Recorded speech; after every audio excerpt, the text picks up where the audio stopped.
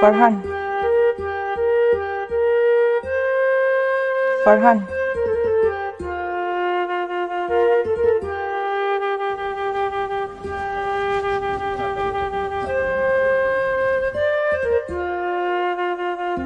Na amince.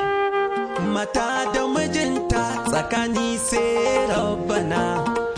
Dai aka yi haɗin gabar su za su ɗanɗana. Aye. Mata da miji. Ka kusa zuwa gidan ne? To tunda ka ƙarso shigo mana kawai. Yawa.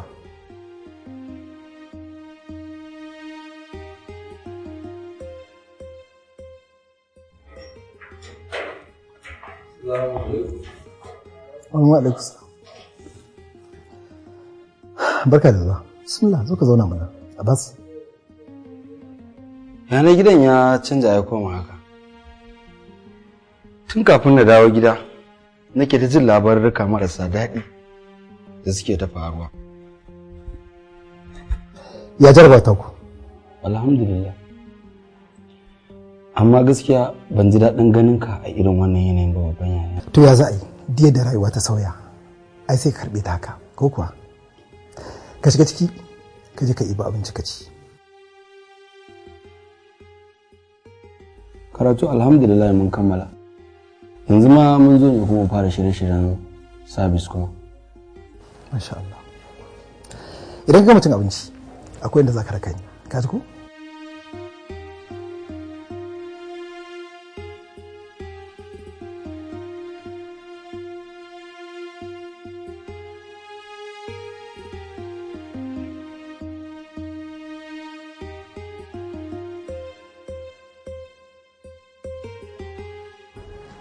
Sanin da zuwa.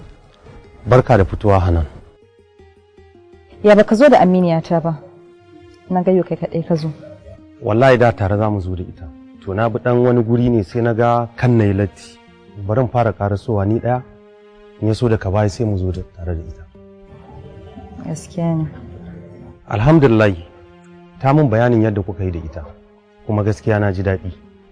Domin ko a mafarki ban taɓa zata za ki amince da wannan batu nawa ba. Kuma ina fata za ki yafe min abubuwan da suka faru a baya tsakanina da ke. Ai kuna bata zo min da wannan maganar ba. Duk abin da ya faru ya riga ya wuce kuma ko kaɗan ban riƙe ka a cikin zuciyana ba. Saboda ka yi nadama kuma ka bi sharuɗaka na tuba.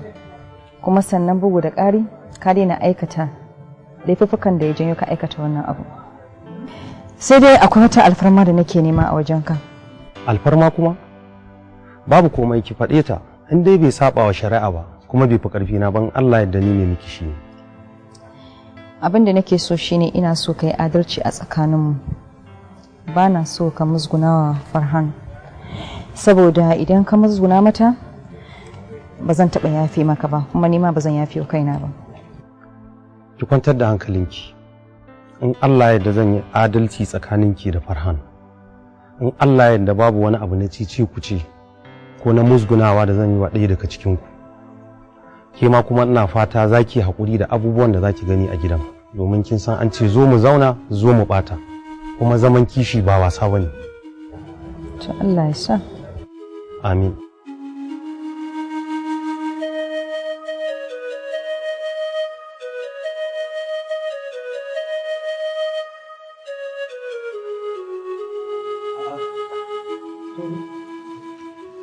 Ina kwana?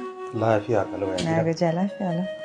Wai kin yi bacci jiya da dare kuwa? Na yi bacci, me zai hana ni yin bacci? Ai na ga kin share falo ne, daki kin gyara bayan gida da kicin. A daren jiya kika yi aikin kenan koya? Da safen nan nayi. Ha, Allah ya miki albarka.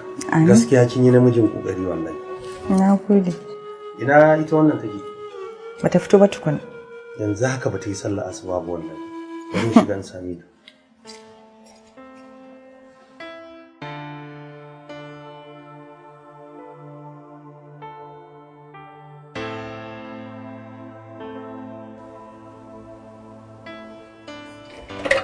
Assalamu alaikum.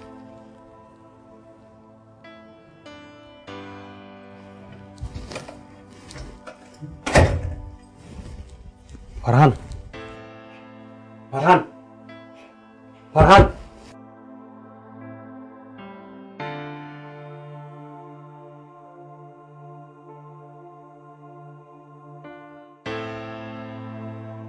Wake kullum ba kya tashi da wuri?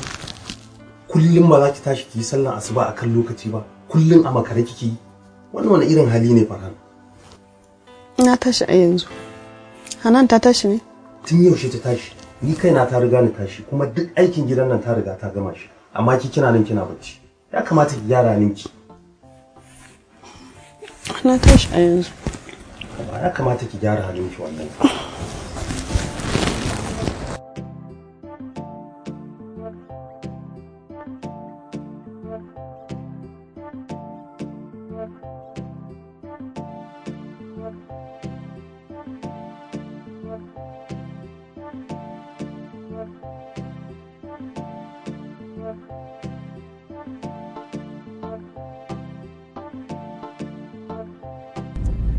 Ashe kun dawo Kano da zama? Wallahi mun dawo Kano da ke kasan babanmu ya yi ritaya kawai sai muka dawo gida. Gaskiya. Yanzu duk yan gidanku duk kuna Kano kenan. Eh. To amma dai kun bar Hausawa da zama ko? Mun bar Hausawa mun koma sharaɗa. To kuma gashi tun da na dawo wallahi ba mu yi magana da Hajiya ba shi yasa ban san abin da yake tafiya ba. Nakan zo gidanku kuwa sosai daidai kawai da lokacin baka dawo bane shi yasa ba mu haɗu ba. To idan har da gaske kan zo gidan namu me yasa tun da na dawo ba zo gidan namu mun haɗu ba? Wallahi nakan je kuma Samira ma ta kan zo gidan mu wani lokaci in ta samu lokaci dai kawai dai haɗuwan ne wuya. Kin zo na ba Aliya? Ba fa karamin kokari ne ba da na gane ki saboda gaba da kin sauya kin koma wata babbar yarinya. Da ni karamar yarinya ce. An zo gurin. To ko sai kike sai na tuna miki lokacin da kuke wasan kasa ke da Zamira ko ba daki na. A irin wannan yaran tan ai kowa yayi ko kai ma so kake in tattono abin da kai. A Allah ba ki hakuri. Allah ba ki hakuri. A bar wannan shafin a rufe shi. Ka ji tsoro kenan. Inda haka ne na yadda na ji tsoron inda haka. Aliya.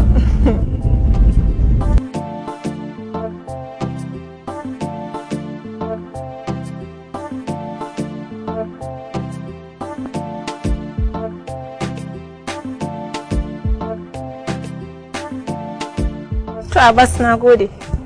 Babu damuwa Aliya. Ki gaishe da 'yan cikin gidan. Kuma insha Allah ni ma zan samu lokaci zan zo sai mu gaisa da su.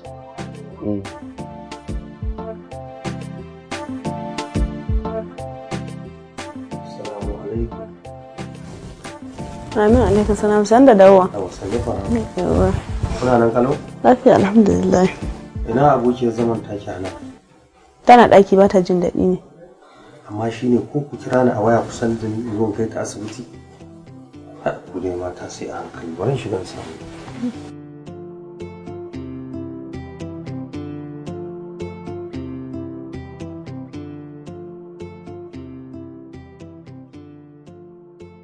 Ya kike jin ciwon kan ne?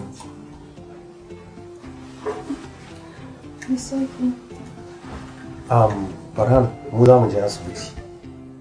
Me yawa za mu iya dadewa. So in kin gaba mu dawo da wuri ba sai kira mu a waya ko? To babu damuwa. Sai mun dawo. Allah kiyaye.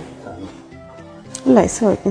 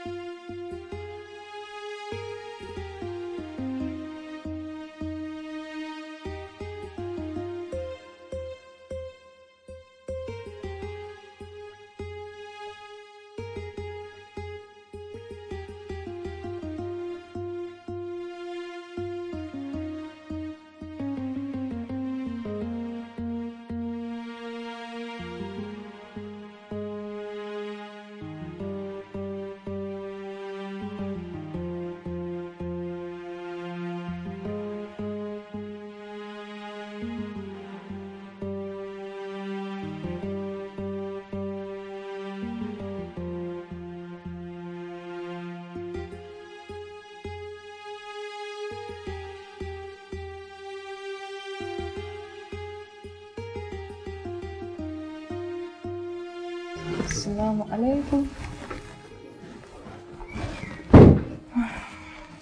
Assalamu alaikum.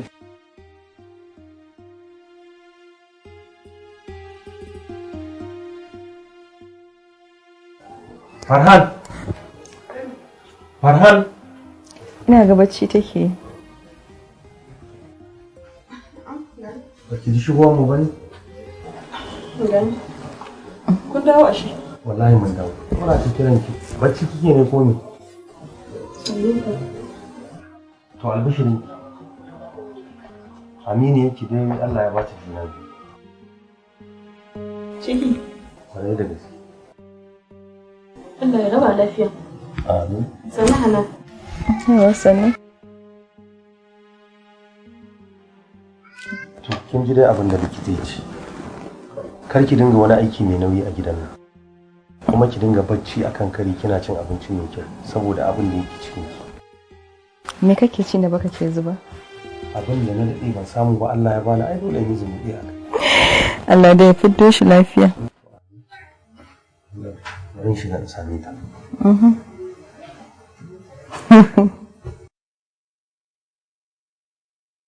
Lafiya muna zaune a falo kika dawo nan kika zauna ki kaɗai.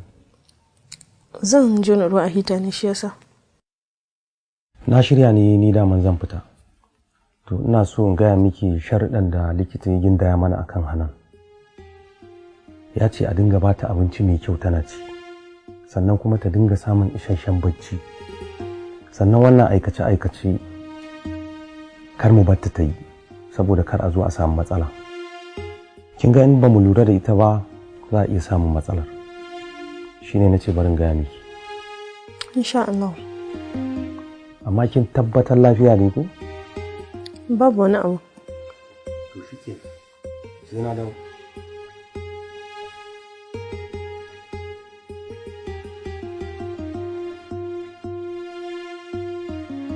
Ai tun da kika shaida min cewa kin roƙi mijinki ya aure ƙawarki, na tabbatar da cewa kin ɗauki wuƙa kin daba ma cikinki. Ba ki san halin kishiya ba ne? To yanzu gashi ta zo ta amshe gidan, ke kuma kin zama bola. Hajara, ban taɓa tunanin Hanan za ta tsaya ta zuba ido akan irin abubuwan da Rabi'u yake yi mun ba. Ita me ya dame ta? Abin da take nema ne ta samu. Ke dama kina tunanin a duniyan nan akwai wata macen da zaki bata amana auren mijinki sannan kuma ta zauna da ke tsakaninta da Allah? Yanzu Hajara ya zan kenan. Yanzu sai ki shirya zama 'yan reno tunda ya auro wacce ke haihuwa. Ya samu abin da yake so, ke kuma baki da wani muhimmanci a gare shi. Tabbas na da ɗan adam butuli ne. Mutum ba abin yarda bane. Kin nake yar uwata ce. Dan Allah ki bani shawara yanda zan bullo wannan lamarin.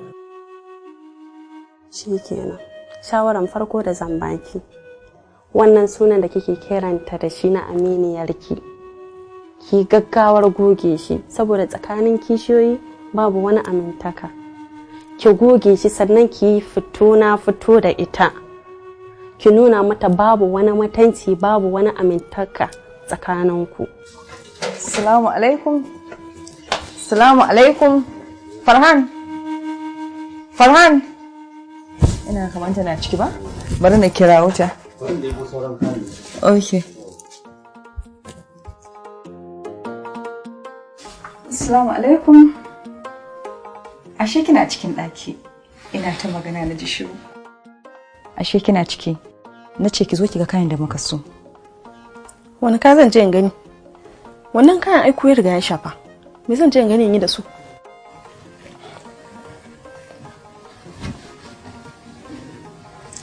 Farhan. Me haka ke fito daga cikin bakinki?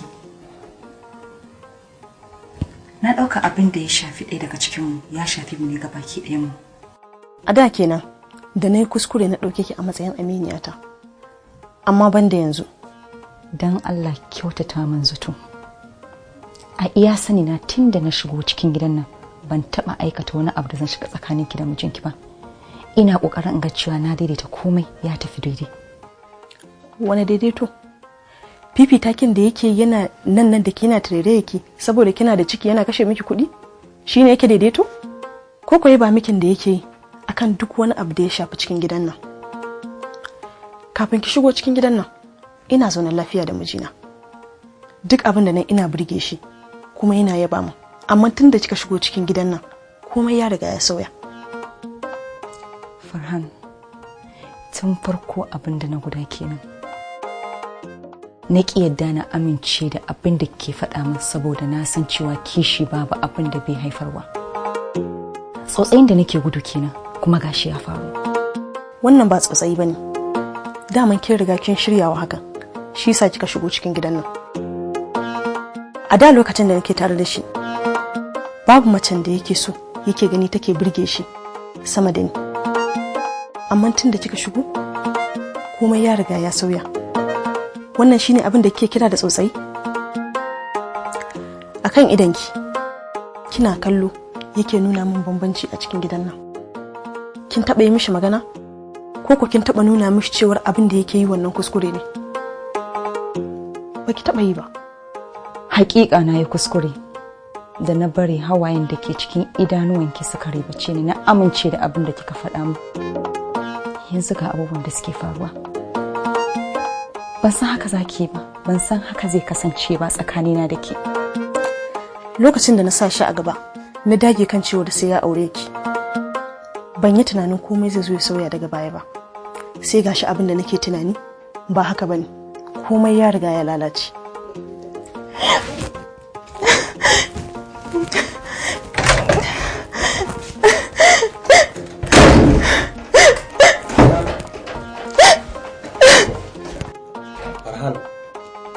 Me ya haɗa ki da abokiyar zaman ki Hanan? Me ta ce ta sanar da kai? Farhan, na san Hanan ba za ta miki abin da za ta bata miki rai ba. Tunaninki ne yake gaya miki haka. Yanzu ga ta can ta haɗa kayanta wai gidan nan za ta bari, na san wani abu kika mata.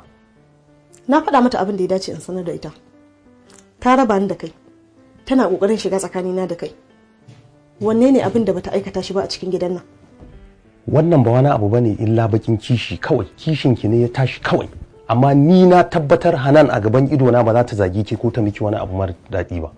Inda yana da bakin kishi, kai ya kamata ka fara sanar da haka kafin wasu su faɗa. Kuma inda ina da kishi, babu yanda za a in durƙusa a gabanka ina roƙon alfarmar ka aure ta. Amma kin san dai tsakanina da ke ban taɓa cutar da ke ba. Haka ita ma Hanan ban taɓa cutar da ita ba. Da ba zan yi adalci a tsakaninku ba, da ba zan aure ta ba. Ya kamata ki fahimci wannan. Baka ɗauke mu ɗaya ni da ita ba. Idan da ka ɗauke mu ni da ita ɗaya, babu yanda za a ka dinga min cin kashin da kake min a cikin gidan nan. Yanzu saboda Allah in zaki min adalci, akwai wani abu da na taɓa miki na musgunawa, sai dai in miki ba tare da na sani ba. Idan ka ya riga ya rufe Rabiu, ba za ka taɓa ganin abin da kake yi min ba. Don haka ina so in sanar da kai cewa zan haɗa kayana zan tafi gidanmu. Kuma kaka kuskura in ga kafarka a kofar gidanmu, in dai ba takardar saki na kaje kai mu ba. Na gaya maka. To ina roƙon ki dan Allah ki rufa mana asiri, ki rufa kanki asiri. Ai sai ki sa duniya ta zage mu. Sai a ce mun haɗa kai da Hanan mun wulaƙanta ki, mun miki butulci, wanda kuma ba haka bane. Kafin duniya ta zage ku, ku ya kamata ku fara zagin kanku. Farhan, kar mu yi haka da ki. Kaga, ba na son wata magana da kai.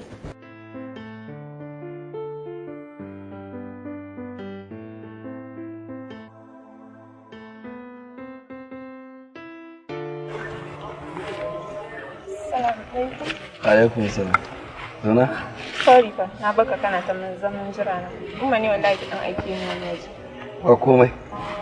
Amma me yasa ka zaɓi mu zo nan mu magana? Na zaɓi nan ne mu yi magana da ke wannan keɓaɓɓen gurin saboda akwai wasu tambayoyi da nake so na miki. Kuma ina fatan za ki gaya min gaskiyar abin da na tambaye ki hali. Ina jin da menene tambaya? Dan Allah akwai wanda kike so ne ko kuma akwai wanda aka muku alƙawarin aure ke da shi a gidanku? Amma a gani na wannan tambayan is common, ko a waya ka kira ni zan baka amsar ko? A ganin ki kenan, amma ni a gani na ba haka bane. Saboda gara mu zo ke babban guri. Duk da dai ban san wace irin amsa zaki bani ba idan na miki tambayar da zan miki. So kin ga yana da kyau in zo in ji kunya, amma kunya zan je in ji ni daya ba tare da wasu sun kalle ni ba. To, gaskiya idan na ce maka babu wanda nake so ko yake so na yi maka ƙarya. Don kamar ni a ganna ce bani da saurayi ai ba zai yi ba. Amma maganan aure ne dai babu wanda muka yi alƙawarin aure da shi kuma a gidanmu ma babu wanda aka bayar da ni da shi. Aliya, gaskiya na ji daɗi da kika gaya min gaskiya baki ɓoye min komai ba akan tambayar da na miki. Tun lokacin da na fara ganin ki Aliya, akwai wani abu da na ɓoye a cikin zuciyata. Na daɗe da shi a raina. Amma na kasa furta miki ne har sai lokacin nan irin wannan. Idan na miki tambayar da na miki, kika bani amsa, ki kuma sai na sanar da ke abin da yake raina. Allah dai ya sa ba cewa za ka yi kana so ne.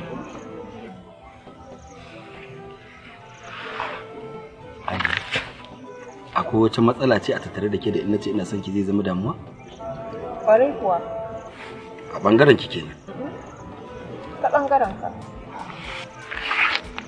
Ban gane ba. A ba ba za ka gane ba. Sai lokacin da ka ɗauki magana na kai gidan, yana za ka gane abin da nake nufi. More especially na zuwan ɗan uwanka. Yayi kale? Kwarai kuwa.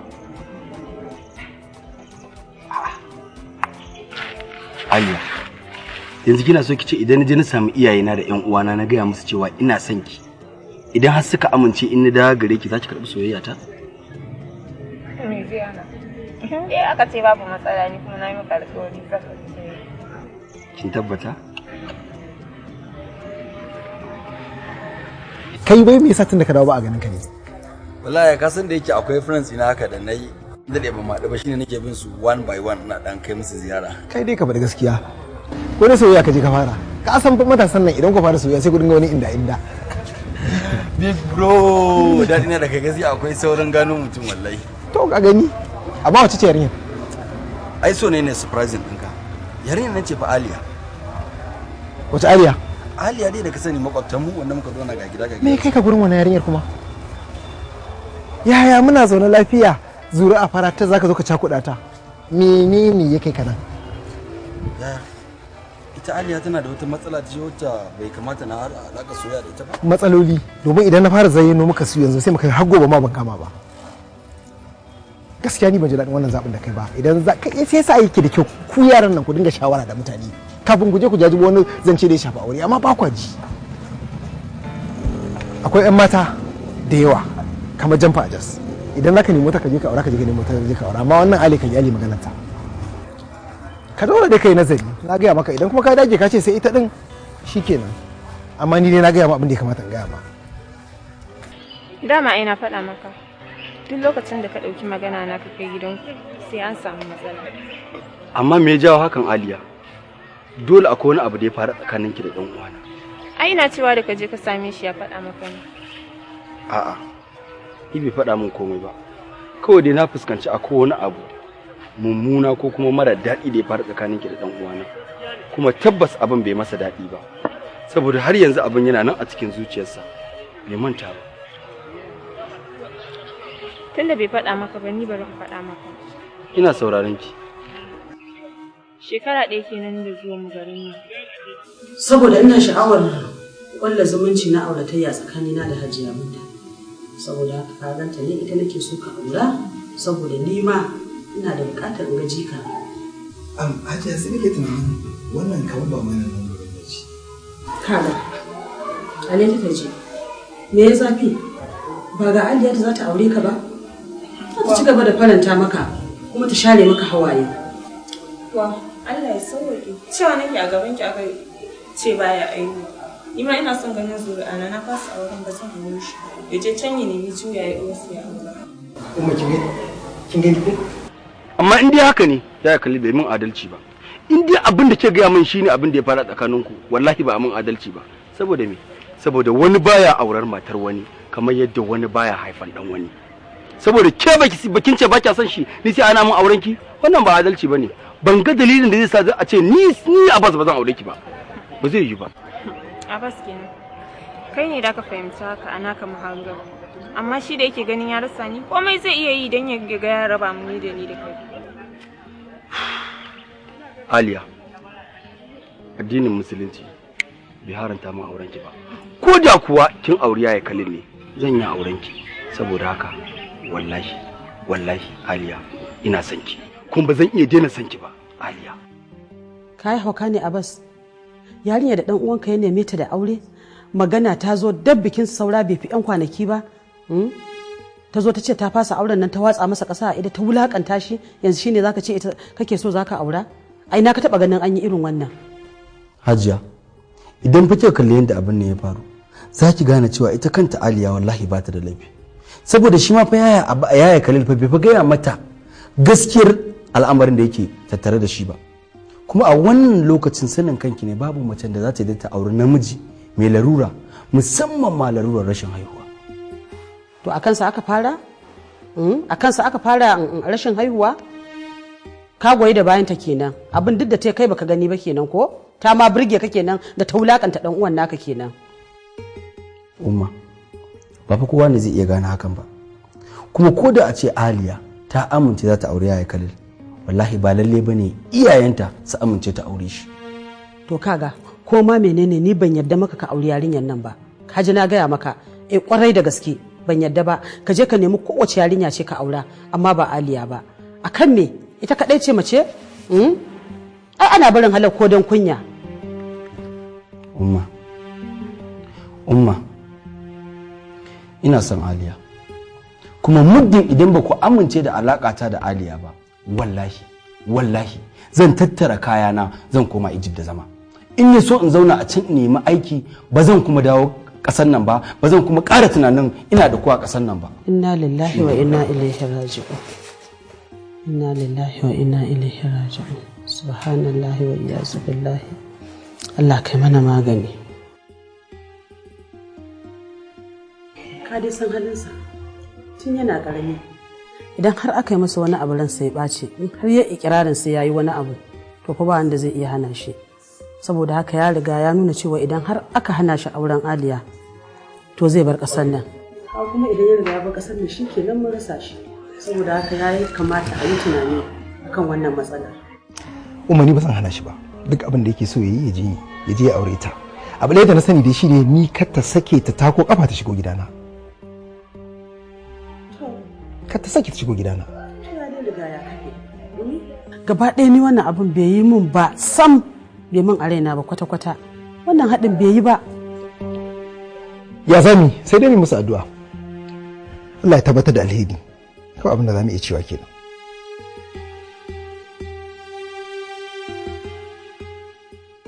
Ko ba matsala ku kenan? Ɗayan zamani. Idan kuka yanke hukuncin ga abin da kuke so ku yi, kowane hali za a ci gaba abin da ya dame ku sai kun yi. Duk yadda za a yi a ja kunnen ku a sanar da ku cewa abin nan ba daidai bane ba ku ji sai kun yi. Ko ba haka ba? Ko kuwa? Kai hakuri yaya. Na yi yadda zan yi in cire ta a raina. Wallahi na kasa. Hakan ya tabbatar min da cewa ba zan iya rabuwa da Aliya ba. Haka ne. Ba za ka iya rabuwa da ita ba. Ko? Amma za ka iya bakantawa yayan kare kuma a zauna lafiya. Ko kuwa? A'a ba ka mu. Kai hakuri. Shikenan yadda kake yi yadda kake so zaka iya yi, wani abin da ya shafe ka ne. Yanzu zuwa yaushe kake so ya auren? Na gode ya, ni ina ga aiko nan da wata ɗaya ma aka sa yayi. Har da wani canjin yanayi. Shikenan ka je ka fara shirya abin da aka shirya, mu kuma sauran abubuwan ka ban mana. Na gode. Yan zamani al'amarin ku sai kun tafi tukunna wutar ta kona ku sannan ku dawo.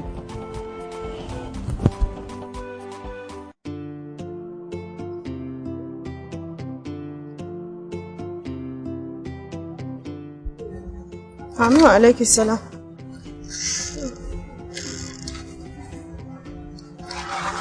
Hana? Ya na ganki a nan kuma? Na zo ne na baki haƙuri domin kin cancanci duk abubuwan da kika faɗa mini. Ki yi haƙuri ki gafarce ni, ki yafe mu. Ki yi haƙuri Hana. Ni ma shi ɗan ne yanzu gani na hau dokin zuciya. Amma ni ya cancanta da in baki haƙuri. Ba ki yi min laifin komai ba Hana. Ki yi haƙuri ki yafe mu. Na san abin da zaki iya, na san abin da ba zaki iya ba. Farhan, shi yasa tun farko wannan abin da ke gudu. Da kika yi min tayin mijinki na ce miki ba zan iya auren shi ba. saboda ba na so in zo in shiga abin da zai ba na so in zo in shiga tsakanin ki da mijinki yanzu kin ga abubuwan da suke faruwa yanzu abin da nake so da ki zo mu tafi gida. A'a Hana ba zai yi ba domin kuwa ni ba zan koma gidan shi ba. Ke ce ya fi cancanta da ki koma ki zauna da shi domin ki bashi abin da ya daɗe yana nema. To in dai har ba za ki koma ba to ni ma zamana ya ƙare a wannan gidan.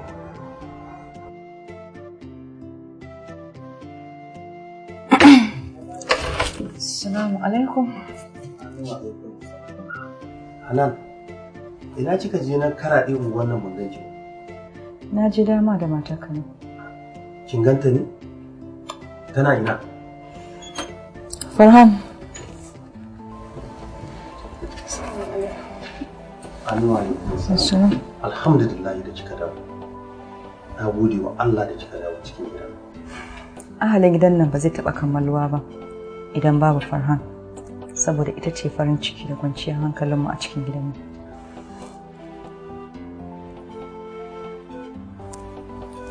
Kai haƙuri laifi na ne. Shedan ne na bari ya ci galaba a kaina har na kan dokin zuciya. Kin ga babu komai. Tunda dai kin dawo alhamdulillah. Yanzu ya kamata mu kori gaba mu zauna lafiya a cikin gidan. Allah ne ku albarka. Amin.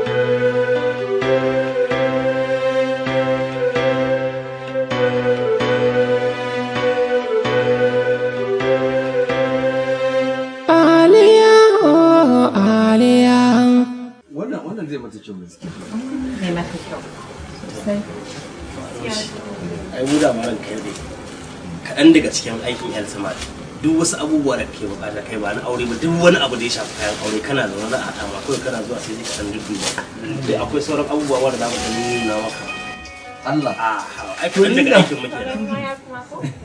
To ai da mun san hakan ne ma ai da zama muka yi maka haɗa mana. To yanzu ko a haɗo abin da ya ce ka dai ganta gata ne. Duk kalan da aka san zai masa kyau a fito mun da shi. Yawa da atamfa da les da everything da aka san ana haɗa lefe da shi a fito mun. An gama an gama.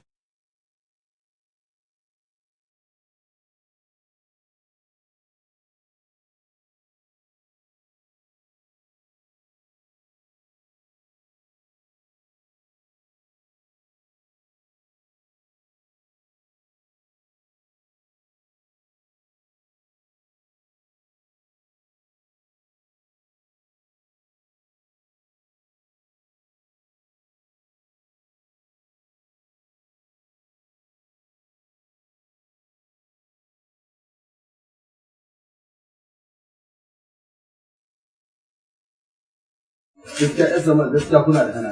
Wannan kada tashi wannan. Akwai ciyawan ko? Komai muna da shi.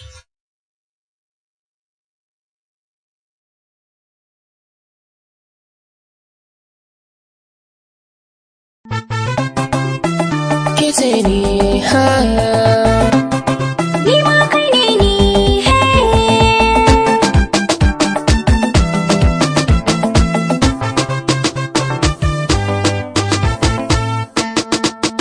kece ni a soyayya yadda kike yi nan alkawarin ki shi na rike zaki rike a soyayya. Kai ne ni a soyayya yadda kake ina nan alkawarin ka shi na rike soyayya.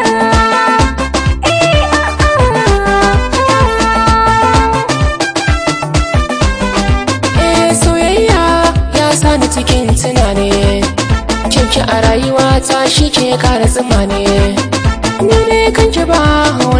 isa tare ne, tarayya da ke nasara shi ya biyo ne, alkawarin kina da muke sake rike ne, babu kamar ki duk mata ke ce ne a soyayya.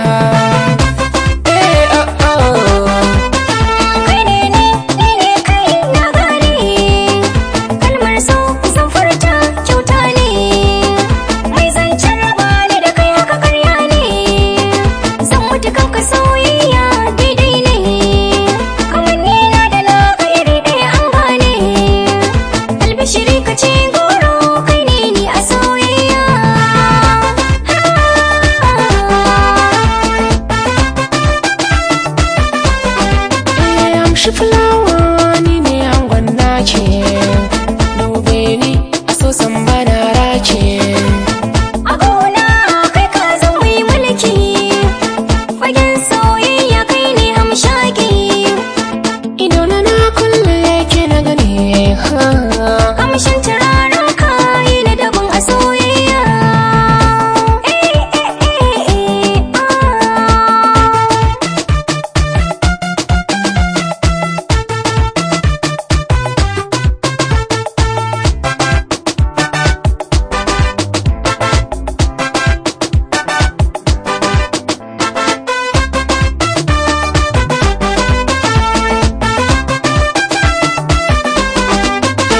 Ni kan riba na samu, fatan kairiyan gare mu, Allah shi ne gatan mu, sannan abatun so kowa ya san mu, kyauta a so muka samu, mazo kusa ko'ina da ke zanya soyayya.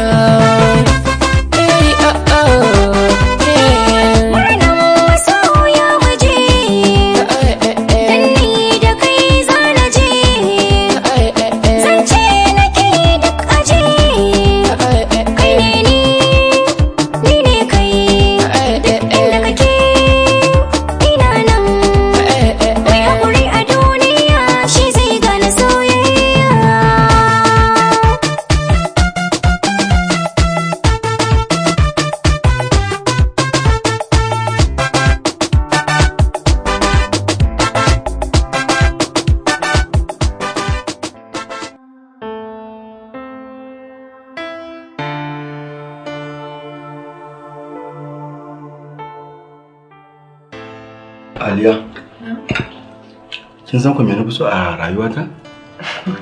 Na sani mana, gashi kana ci farar shinkafa da kaza. To baki canka ba.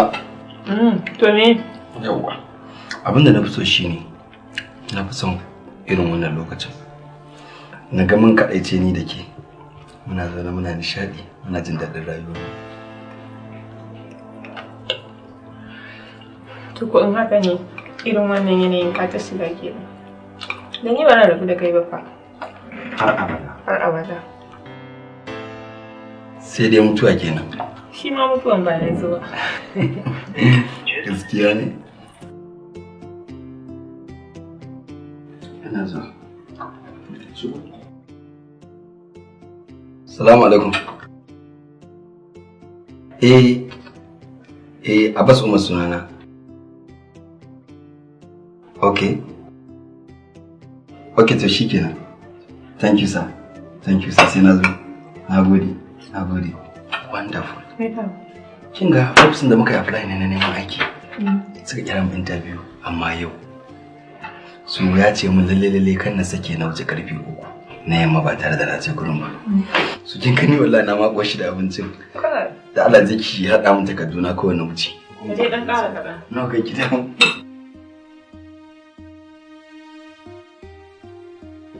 Mu je ki ba da takarduna sai mu wuce.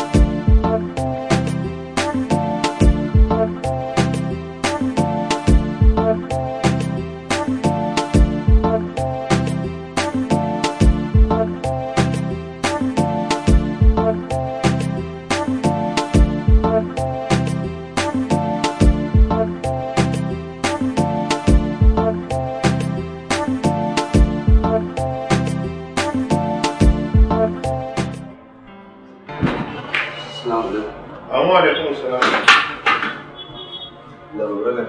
Ya barka ne, bismillah.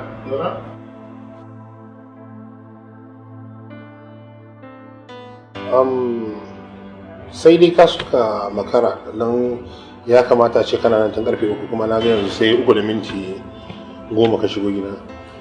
Wallahi yalla bai kai hakuri. Ai gosulo ne a hanyar wallahi. Da ba dan haka ba ma a kafin 3 ma da na zo nan gurin wallahi. Okay.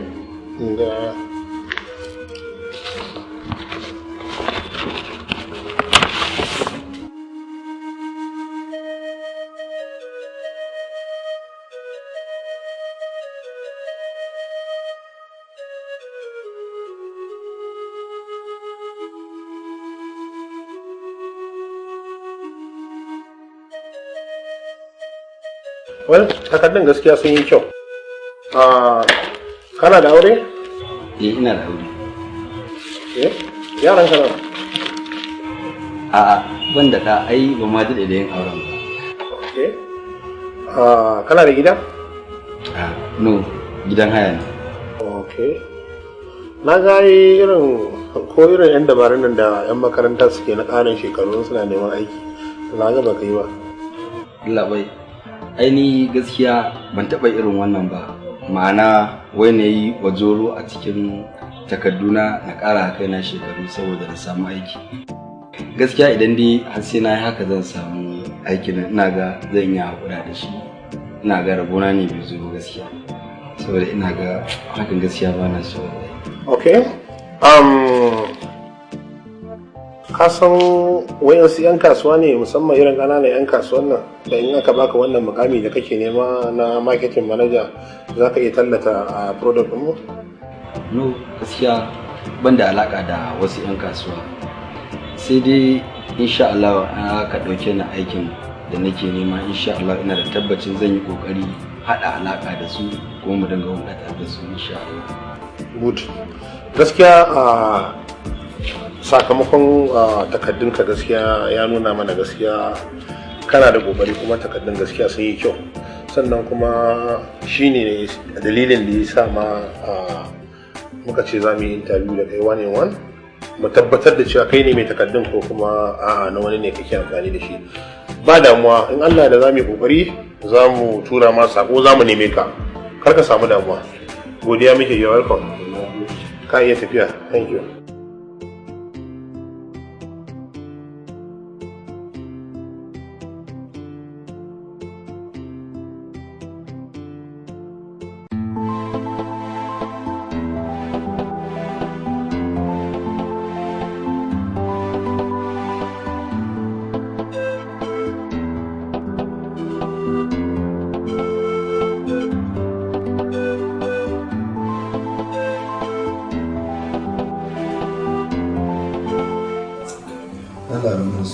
sabon layin ne da na san shi ne suke ta min message na shirme na san amma ne ya kamata ka ji ban ba ka su da yawa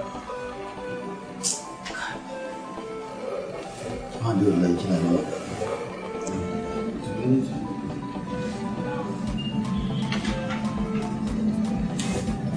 la Aliya an dauke na aiki an bani marketing manager. Alhamdulillah gaskiya na ji daɗi. Gaskiya na ji daɗi sosai, kin ga shi kenan bukata ta za ta biya. Amma ka san mene? Gani ne suka yi ka cancanta.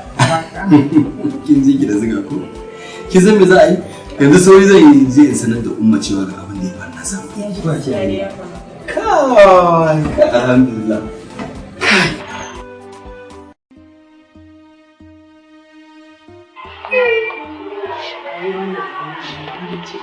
Gaskiya ne.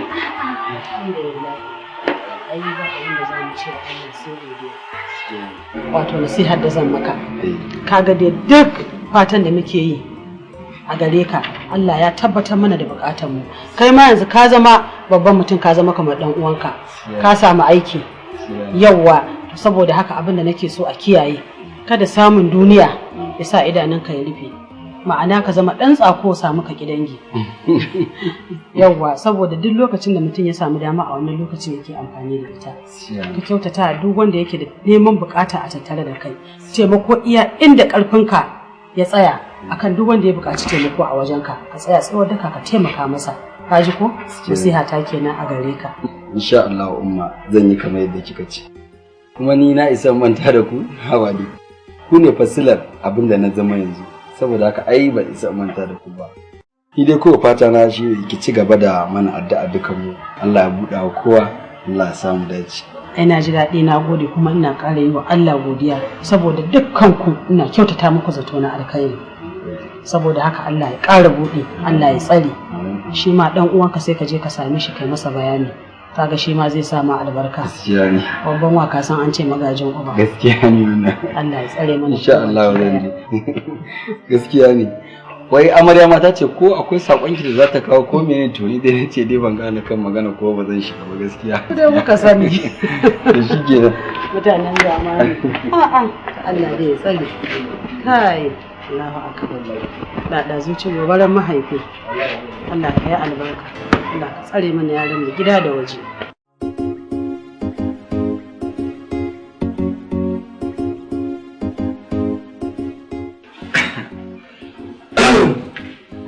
Ke sanin ku jaki ta wannan ba ni da ni. Dai na gama akwai magana da nake so ne. Kai Aliya. Yanzu tun jiya baki ga magana da zaki ga ba sai yanzu. Kice ga na fito zan tafi aiki gashi ina sauri. Duba agogo ki gani fa karfe nawa. Ko so kike na makara.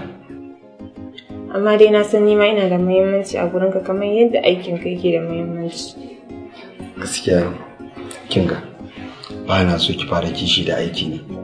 Saboda zai sa na tsana aikin kuma zan iya rabawa da aikin a dalilinki. Na san za ka iya shi sa nake so ka tsaya mai maganan da ya dace. To ina sauraron ki haka. Ka san me ne? Gaskiya jiya raina ya ɓaci da je bikin Husna. Ƙawaye na ga baki ɗaya sun zo da motocinsu mai diya kuma mazajensu ba su kai ka ba, gaskiya ne sai ka sai mun mota mai sabo. To yanzu dama saboda wannan nake ta wani irin abu irin haka? To kin ga ki kwantar da hankalinki, zan samu lokaci mu je gurin da ake sai da mota ki zabi irin wacce kike so, ni kuma na miki alƙawarin zan sai miki ita. Shikenan? Shikenan, nagode, na san ai dama ba abin da zan nema a wajen ka rasa. To yanzu zan yi tafiya kenan, an sallame? Kai ka iya tafiya. Nagode. Allah ya dawo da kai. Bye bye.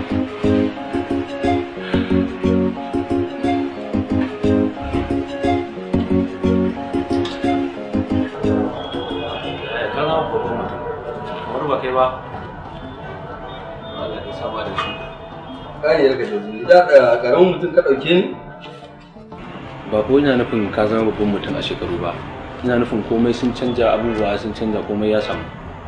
Ka ci gidanku ka manta ni wanka ne kake wannan magana? Abin da yake tafi da ni, mun gama shiryawa da abokanai na zan yi birthday, to mun gama yin budget komai da komai. Good, birthday za ku yi? Lallai kuna jin daɗi. Abin da mun yake shawara dai za mu kashe 500,000. What? 500,000? To da zuluban da abin ka kai da baka da ko sisi ina kai ina yin budget ɗin 500,000 a party. To ba ga ka ba, tun daga ka ina san bani da matsala zan samu a wajenka. Baka da hankali. To ni ina ga 500,000 ɗin da zan ɗauka baka. To amma yaya mu fa kamata ka fara yi wa abin nan kafin ita. Yaushe ka san matar? Mu fa yan uwanka ne. Kwanan nan fa ka siya wa matar ka mota ta wajen miliyan 1.5. Ah, yanzu na gano ka. Wato ka ce kuna can kun zauna kuna magana ta ku da mata. Ko? Shine ka ebo naka matsalar saboda kawai na canja wa mata, na siya wa mata ta mota ta miliyan 1.5, shine kai ma ka ebo da ko ka zo ka dora mu ko? To kaga ba ni da su. Abin da zan yi shi ka je zan tura maka 50,000. Yi duk abin da za ku yi ciki. 50,000 ko hol ba za ta kama mana ba. Hol ba za ta kama ba. To ni ko ban da kuɗin da zan baka da wuce 50,000 gaskiya. Gaskiya in dai 50,000 ce kawai ka rike kuɗin ka, ba na bukata. Jazuli ka takura mun ina aiki da Allah ce. Ki kada Allah. Kaji shi ne saboda ko mutum yana aiki shi kenan da kuɗin baka kai ka sai da ake a samu kuɗin ne ba.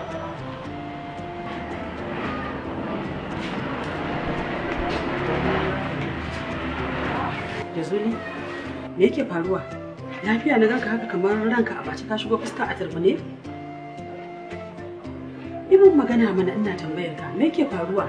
Yanzu Hajiya fi sabilillahi duk kuɗin da yayi abin suke samu, amma na roƙe shi 500 kasa bani. Su uku ne fa a mukamin da yake a wannan kamfanin duk girman sa. In bai taimake mu ba Hajiya to yanzu yaushe zai taimake mu dan Allah muna yan uwansa. Kuma fa an yi sara kan gaba. Tabbas magana ka tana da ƙanshin gaskiya. Me yake damun sa? Kana da shi idan baka yi naka ba sai wa zaka yi wa? Ya tare a karkashin wannan mata tashi. Yanzu dai labari ya iske ni har da ba shi ya gaya mun ba cewar ya sayo matan nan mota ta kusan miliyan 1.5. Hajiya wannan motar wallahi za mata ifin haka. Tafi haka? Wallahi. To ta kai nawa kenan? Ta dai fi wannan kuɗin da aka gaya miki wallahi. To ba zai yiwu ba. Zan je in same shi. Takanas ta Kano zan taka in je in same shi har gida bata masa nuna masa abin da ya bai kyauta ba. In bai baka ba wa zai baiwa? Idan baka ƴan uwanka ba sai wa zaka yi wa? Ka tare a gurin wata matarka. To zan je in same shi. Zan mai kaca-kaca. Gaskiya dai Hajiya dama gwara ki sa baki. Saboda wallahi muna ji muna gani. Duk abin da ya samu akan matan da ƴan uwanta zai kare wallahi. Ai ba zai yiwu ba, ai kwantar da hankalinka. Ni yanzu ma zama bai ganni ba. Kawai shiga ka fito mu je. Yau abin da za a yi kenan maza. Irin wannan miliyoyi ka tare a gurin mace? Ai ba zai yiwu ba, wai an ba mai kaza kan kaza. Tabbi.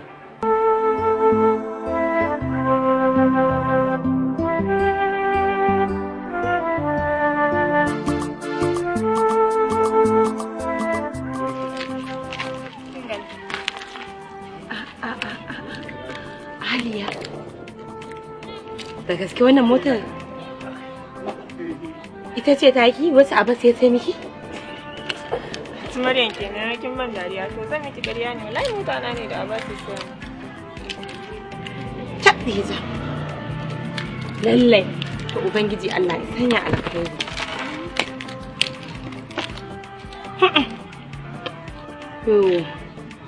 Zo mu shiga daga ciki domin magana da nake sani da ke ba ta nan wajen bace. Mu je daga ciki.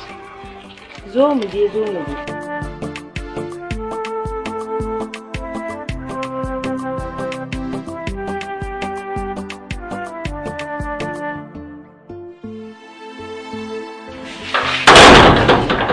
To Aliya, na ga mota. Yaya maganar kuɗi da filaye? Nawa kika tara? Kuɗi da filaye kuma anti. Warai kuwa. To ni kuma me zan yi da su bayan mijina yana min duk abin da nake so. Ni ba na buƙatan wani kuɗi da filaye. A bas duk abin da nake so yana min a rayuwa. Ai kin ji irin shashancin. Kamar yadda mijinki yake da wannan kuɗin, ki ce wani wai baki da komai yanzu? Ai kamata yi ki ringa yaga yau da gobe fa ake ji.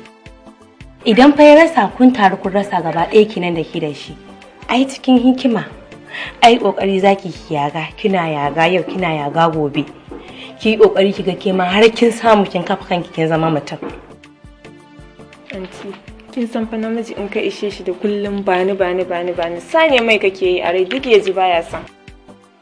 A'a, ai babu wani tsararki da zai yi. Ba dai na san ki ba? Kin ga. Kawai idan zaki yi kokari ki kafa kanki, ki yi kokari ki kafa kanki. Idan kuma kwanciya zaki, sai ki yi ta kwanciyar. Yan uwansa ne za su kwashe dukiyar, ke ki tashi a tutar babu. Ni dai wannan ba shawara nake baki. Umarni nake baki. Dan haka ki yi tunani sosai. Shikenan an gama. Hakan kawai da. Haka nake son ji. An wata 'yar gari.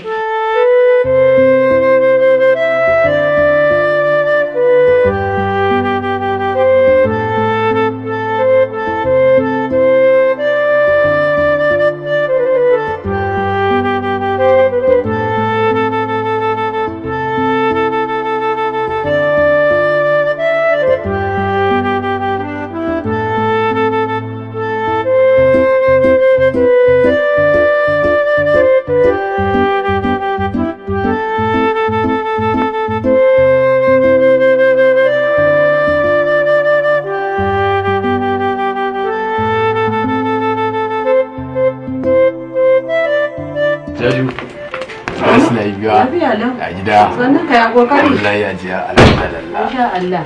A da zuri ya labari. Ina ce ko ne? Ba shakka, kaga fa masu da abu da abinsu. Wannan babu shakka karin maganar Bahaushe ya ce masu abu da abinsu wai dan kula da kallon biki. Ina sanin ku da zuwa. Ya ka zauna anan. Ku zo da ya kai. Mu shiga nan. Ba mu da ra'ayin shiga cikin ne. Nan din shi yafi dacewa da mu. Da fatan dai mijin naki yana nan. Yana nan sun kai da shi ya dawo. Ni ba shakka. To ki iya gaya masa muna nan muna jiran sa dan ba cikin gida muka zo shiga ba. Iya kanmu nan dan matsayin mu bai wuce nan din ba. Amma fa idan da halin haka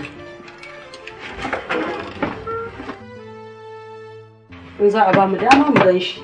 Fari lasin wai zan ɗaya akwati tara. Irin wannan kareriya da irin wannan abu da take yi. Duk shi ya daure mata gindin ai wannan al'amari. Saboda haka lallai na yarda da bayaninka. Ka duba kaga irin wannan mota. Shi yana can yana fafutuka, ita yayi mata kafa tana zala gari da yawo, ba ta gidan goje ba ta na kaura. Shi ya daure mata gindin duk abin da ta ga dama wallahi. Ai ba zan lamunci wannan iskancin ba. Ka ji na gaya ma za ka ga irin tsallan da zamu da shi in hanni na haife shi. A'a. Kin dawo? Na ƙarasa ne. To shi ke yau dai bukatar ki ta biya. Kin mai da ni kuku a cikin gidan nan. Mu shiga kitchen ki ga aikin da nayi. Kin gani? Duk ma dai ba haka ba mai diya. Umma tana waje tana jiran ka ta ce ba za ta shigo. Umma kuma? To me yasa ba ta shigo ba?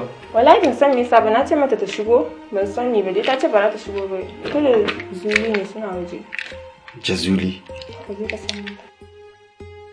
Yaran fa so yake hada da mahaifiyata. Bari in je in sani su.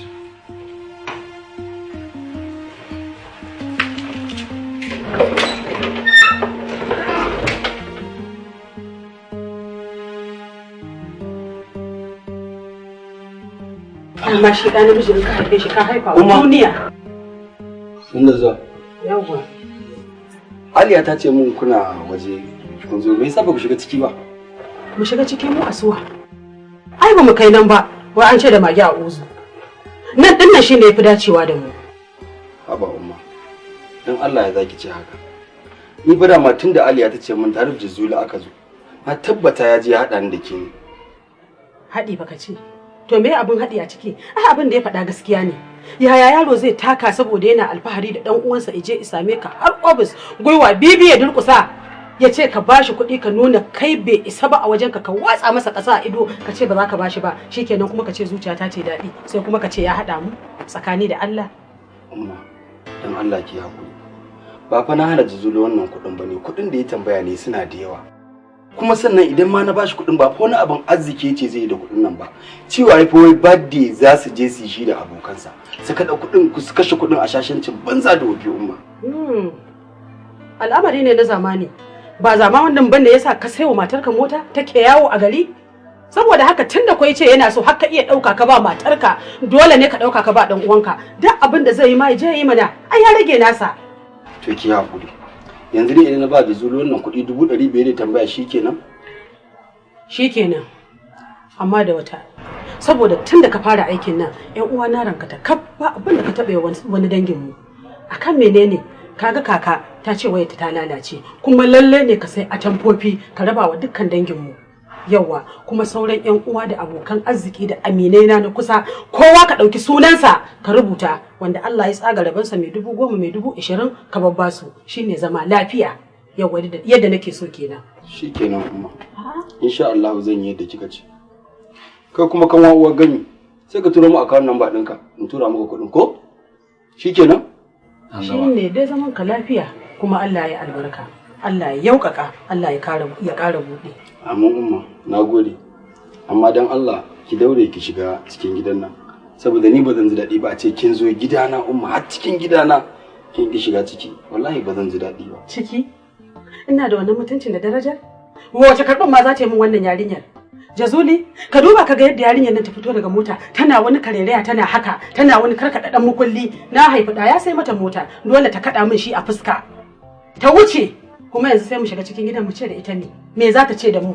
Jazuli mu je kaji. Ni dan Allah ki hakuri umma. Irin wannan al'amari yarinya kina wani karereya to wai duk aikin zamanin ne wai yanzu ya zama sa mayafi a lulluɓa kai ga mata aure ya zama wani ƙauyenci saboda ka sai mata mota sai ta yafa ɗan siririn gyala a hannu tana haka da shi kamar mai kareyyen hannu. wai zamani lullubin ma ya gagara kaga shikenan ai da take taya wacenta sai kaga maza su ne mata dan kira kai kana nan kana aikin banza. Insha Allah zan mata faɗa kuma za ta gyara. Ni dan Allah ki daure mu shiga cikin kuma ki hakuri kin ji. Yanzu ne za mu shiga din? Sai mu shiga yi. To Allah dai ya sa an yi farfesun kaji. Ai da ma fushin na ba wai yayi nisa bane. Zo mu je.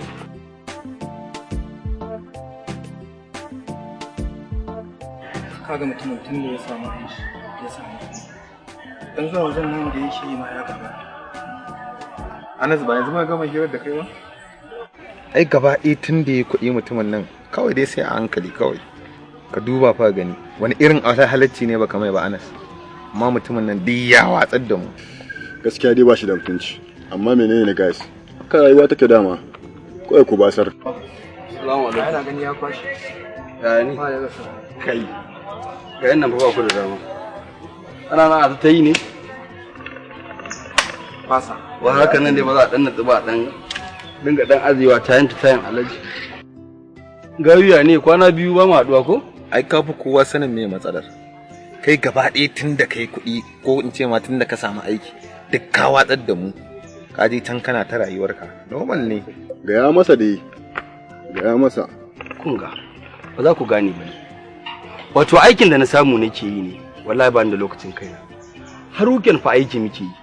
Kaga ba wani pretending da za ka yi kawai ka ce ka yi sababbin abokanai wanda kuke aiki da su kwasa su mu ka aje mu ko ba haka bane? Gaskiya ne nan kake barin mu na kati ma wahala yake mana na flavor da kul din da muke siya ma yanzu ba mu da shi haba. To yanzu dai na gane duk dai ku yi hakuri na yadda ban kyauta ba amma ku yi hakuri na san dai matsala ai labari ne babu ko kowa yanzu zan karɓa account ɗinsa zan samu ku 100,000 kowa ya je huta hakan yayi? Ko kai fa Timina. To ai kaga in dai kai wannan mu sai dai mu dinga yaban ka yanzu ba wani zancen zagi ko ba haka ba. A'a. Gayo an jinera ko? Yanzu kaga ba sai mu canza shishoshin nan ba. Kaga ba shishan nan da Allah. Na abin da nake so kai ne babban abokina fara ba naka account din. To amma ha ba yanzu zaka sa mana kuɗin nan fa. Daddin nan gurin abu ne miki. Yanzu zan yi gashi yanzu kowa zai ji Allah. Ma da yanzu kowa zai ji Allah. Ba ni naka. Aliya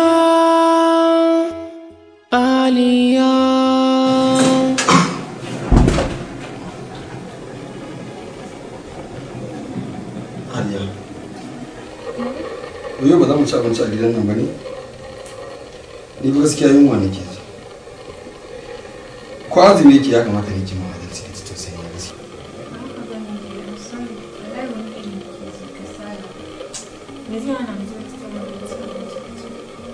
Kin ji cin ciki ne? Hakan ya miki? To shi kenan ka kuma binki sai mu je.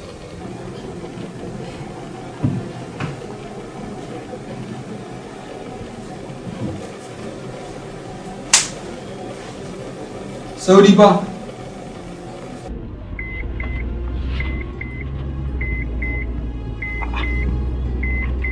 Aliya.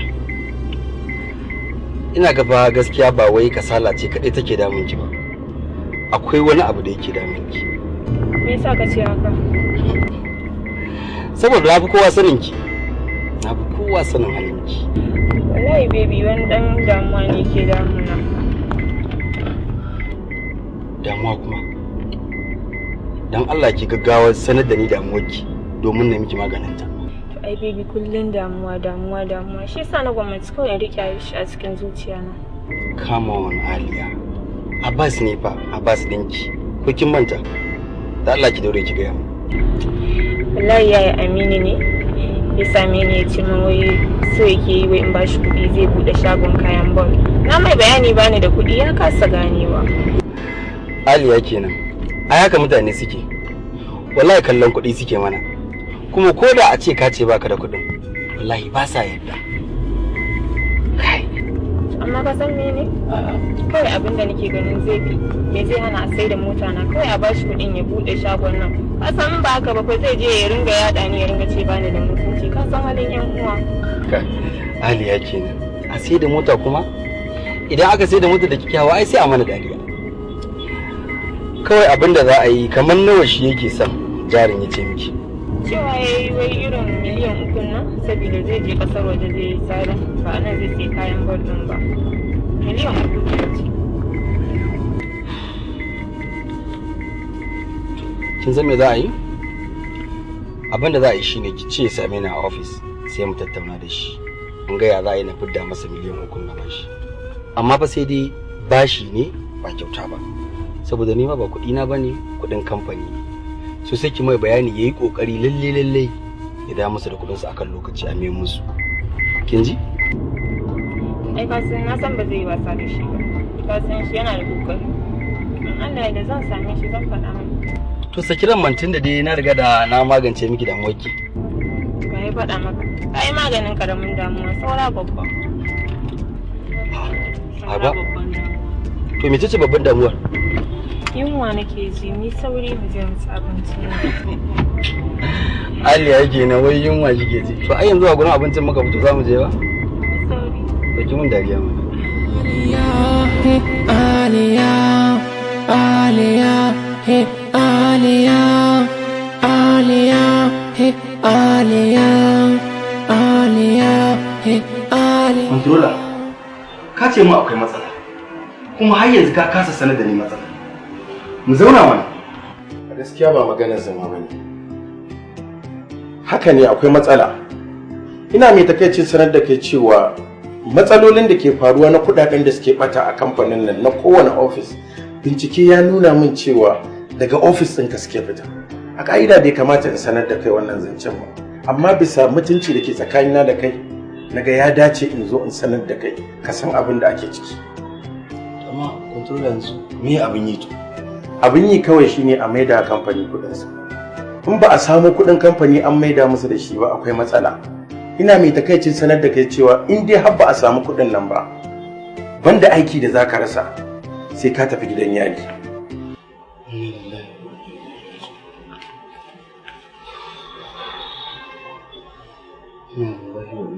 Taimako ɗaya zan iya yi, shi ma zan yi ne bisa irin adalcin da kake min a wannan kamfani. Kana kyautata min iya daidai gwargwado, ni ma kuma wannan dama ne da nake da shi na in kyautata maka. Har sai bayan sati 2 sannan sai in miƙa, amma a yi ƙoƙari nan da sati 2 a samu kuɗin kamfani a maida masa shi. Insha Allah zan yi. Na gode. Insha Allah zan yi.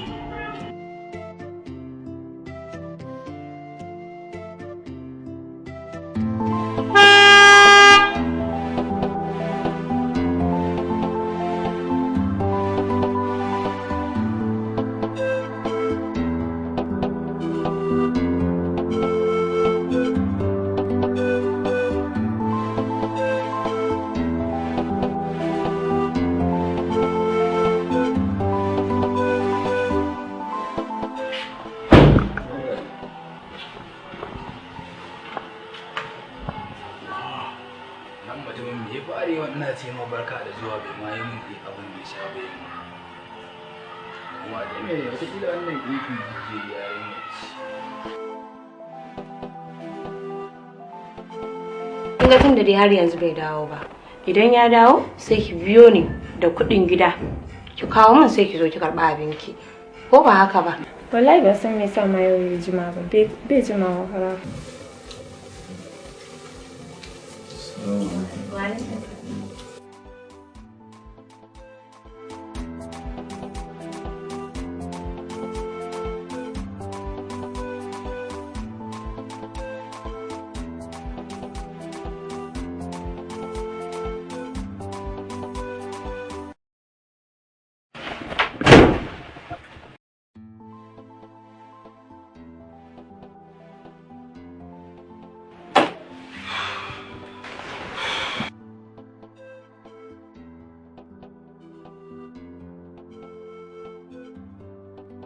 Ya ina ce maka sanin da zuwa ka ki amsa lafiya? Ki hakuri. Wallahi anti Maryam ce tun ɗazun take zaman jiran ka dama. Gol ta kawo min wai tana son siya tana son ta amfani da kuɗi yanzu. 100 ne kawai. Ki ba ta abinta, Aliya. Ki gaya mata ni ba ni da wani 100 da zan iya sayan gol a halin da nake ciki yanzu. Gaskiya. Haba dan Allah, ta kai awa 1 tana zaman jiran ka tun ɗazu sai daga kamar ne mata walakanci haba. Aliya, ba ni da kuɗin da zan iya sayan gwal yanzu. Kin gane? idan kuma ke kina da kuɗin da zaki saya a kankin kanki to ki saya ki bata kuɗin da ta tafi, kin gane ai.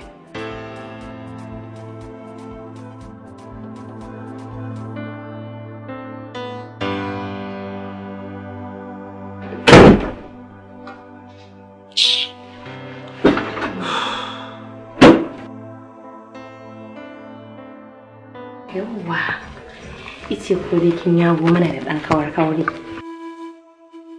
Don ni ma na samu. Anti Maryam wallahi ya ce bai da kuɗi. Kamar ya bashi da kuɗi? To da yake ce bai yi ra'ayin siya ba. Dan ni na san bai rasa ba. Haka dai ya ce bai da kuɗi ya kuɗi. Aikin banza kin sa na ɓata lokaci na a banza a wofi. Ni wallahi na sani mana tashi ne tafiya da tun na ji na kai wajiya Binta ta riga ta bani kuɗin. Kin sa na ɓata lokaci na. Ina tsiya ina 100. Ina tsiya ina 100. Ai kin ga irin ta. Bari ki ji in gaya miki, Aliya, idan za ki canza taku ki canza. Dan ni ba zan iya zama da namijin da ba zai iya sai min abin naira 100 ba. Ina tsiya ina 100. Ki canza takun za ki canza. Wannan ba mijin zama bane. Ba mijin arziki bane da za a zauna da shi. Ki canza taku na gaya miki ke yarinya ce.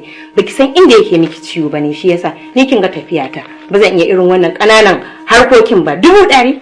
Ki ya ku dan tunani. Allah ya sauwaye. Kin bata min mare wallahi.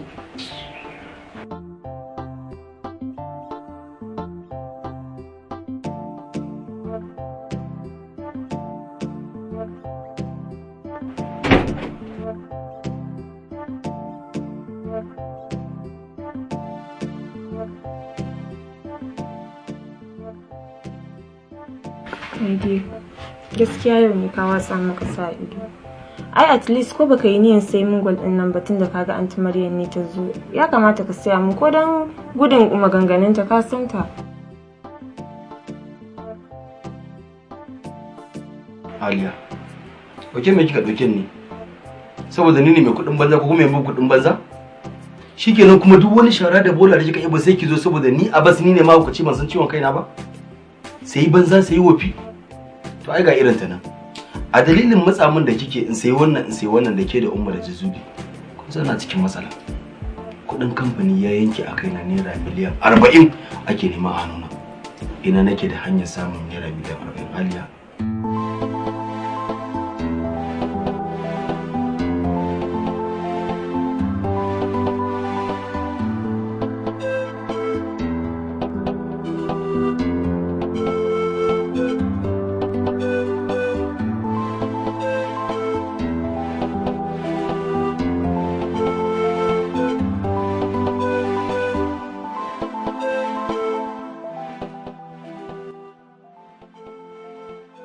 Dear, don Allah ka bar tunanin nan haka. Ka tashi ka je mu kwanta. Ka zo nan kana ta. Don Allah ka manta komai in Allah ya zai dawo daidai mana. Ba goma Aliya. Ki zan zo in kwanta din yanzu. Don Allah ka tashi.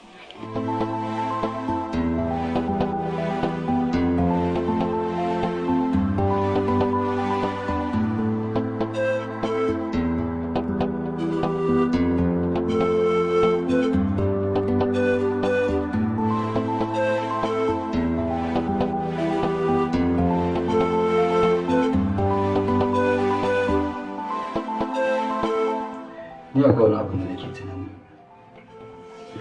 Cewa ne kin ga mutanen tun kafin su gane su san halin da ake ciki. Yana da kyau ni na zauna na yi tunani na yanke hukuncin da ya dace. Na ce me zai hana mu ɗauki duk kadarorin da muka mallaka mu sayar domin na samu na maida wa kamfani kuɗinsu. Kin san fa su kamfani ba su da asara kuma ba sa ɗaukan asara. Haka ne wannan tunanin kan shi ne daidai. Amma ni a tunanina ai baya da filaye guda biyu sai kuma motar ka banga babu wani abin da za a ce in an daga an sai za a samu kuɗi masu kaurin nan. Aliya kenan. Kin manta da kuɗin da na bawa yayanki miliyan 3 zai ja jari? Ai kin san daman lokacin na gaya miki ba kyauta na bashi ba ado na bashi. Kuma idan lokacin buƙatar kuɗi ya taso zan yi magana da kuɗi na mai da wa kamfani kuɗinsu. so kin ga yanzu sai a yi mishi magana sai ya kawo kuɗin shi ma da a haɗa a ciki ko kuwa ayya my dear ai na manta ban faɗa maka ba barayi sun je sun balla shagon shi suka kwashe komai ko sun ce ba su bar mai ba. Aliya kina so ki ce min kuɗin da na ba yayan ki naira miliyan 3 ya jajari shine aka je aka balle shago aka kwashe kayan? Amma tun lokacin da abin ya faru ku ba wanda ya gaya min ke ba ki gaya min ba wani dan gidan ku bai gaya min ba sai yanzu da nake buƙatar kuɗi na za a gaya min haka? A haka in aka yi haka amin adalci kenan?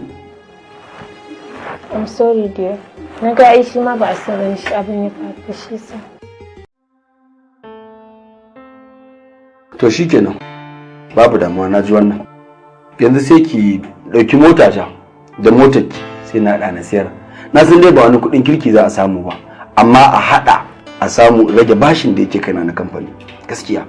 Kaga dan Allah a bas ta fita. Yanzu duk cikin gidan nan ka rasa abin da zaka hada ka sai da shi har da mota na? Sai da inda ma ba da zuciya ɗaya ka sayan min ba. Aliya, da bakin kike ga min irin wannan maganar? Yanzu dama ashe akwai ran da zan kalle ki na gaya miki magana makamancin wannan ke kuma ki mayar min da irin abin da kika mayar min yanzu? Ta nake abin da kika mallaka ga baki daya ai nawa ne na isa da shi. Yanzu dan ina cikin matsala na ce ki kawo mu sayar na samu na haɗa kuɗi na biya shi ne zaki ce ba za ki bayar ba? Kaga kawai malam shi kenan. Ban taɓa tunanin za ki gaya min magana makamancin wannan ba Aliya a rayuwata. Kaga ni ba da manufa na faɗa ba idan hakan ya ɓata maka rai Allah ya baka hakuri.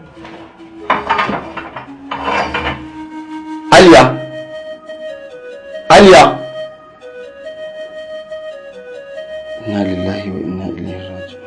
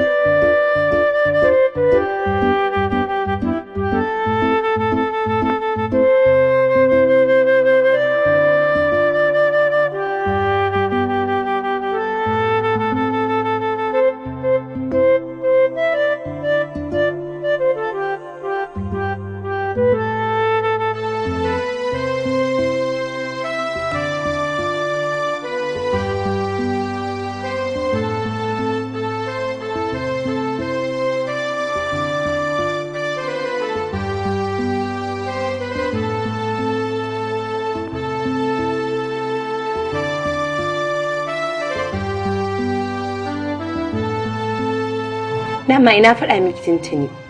A kullum gaya miki nake cewar ki gina kanki.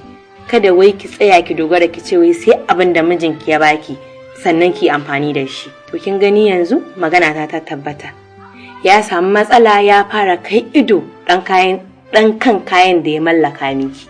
Ai gaskiya Aunty Maryam shawarwarin ki su suka taimake ni.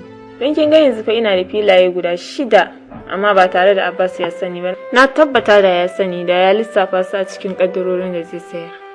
Ashe dai kin gane. Kin ga yanzu idan ya shiga cikin matsala sai ki dinga ɗaukar ɗan kuɗin ki kina yin 'yan hidimomin ki ba tare da ya riga ya sani ba. Allah ya so ni na yi farar dabara. Gaskiya an cikin san rayuwar duniyar nan fiye da ni. To ai dama gani ne za ki tsaya wai ke ki biye wata soyayya. Yanzu ya gaya miki ana magana wata soyayya. Ai yanzu kawai soyayyar ka kuɗinka. Wa ya gaya miki yanzu cewar akwai soyayya tsakanin miji da mata? Ai yanzu kowa kawai ta kansa yake yi. Duk wannan soyayyar yaudarar kai ce. Ba gaskiya ba ce. An gaya miki ni ta wasa ce? Gaskiya an tumarin ke bala'i ce. Oga, a gaskiya kudin da ka kawo ba su isa su coverin din abin da yake kasa ba. Saboda issue din shine kaga kudin nan sun yi kaɗan. Sannan banda haka ni fa ina da wani shawara ɗaya. Gudun kar a samu matsala ina ganin kawai ka je banki a ranto kuɗi a banki a haɗa a ba kamfani kuɗin ta. Haba controller. Wannan kuɗin ko da ka ga na kawo fa sai da na sai da motata. Na sai da motar matata. Duk wasu filaye da na mallaka da kadarori na sai da na kaɗar da su. sannan fa na samu na haɗa wannan miliyan 14. Amma kana magana in je banki in ciwo bashi, ta ina zan je banki kuma in ciwo bashi? Idan na ciwo bashin banki da me zan biya? Na san Allah a gaskiya ni ban da abin da zan iya yi, iya taimakon da zan iya yi ke, saboda gaskiya ka san kamfanin nan yadda yake. Ya salam. Da sarki abokina. Ana suna da abin da ya faru. Allah ya ƙara kiyaye gaba. Amma ba komai. Na gode wallahi.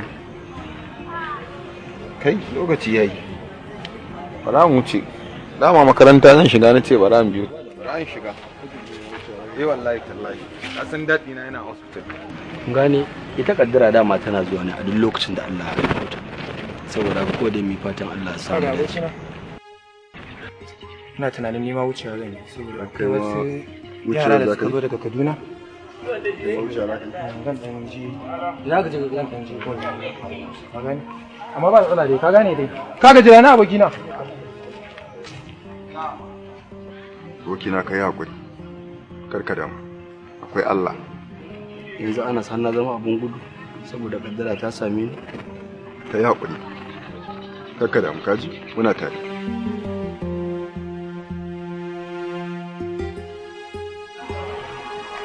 Ana gina kafin mu ɗauke ka aiki a gidan nan sai da muka baka sharuɗa muka baka dokoki ka karanta ka tabbatar da su sannan ka sa don haka ba za ka cika kuɗin kamfani ba sannan a yale ka Allah ya sai mun lauye ka sai ka fito da wannan kuɗin miliyan 25 miliyan 25. Inna lillahi wa inna ilaihi raji'un. Bai din girman Allah ka saurare ni ka tsaya ka jalla bai. Hello? Inna lillahi. Kuna ƙasa? To bara ga shi ne yanzu mai gamu shi. Yana inna lillahi. Allah din girman Allah ka mutu. Din girman Allah ka yi. Get out. Get out my friend.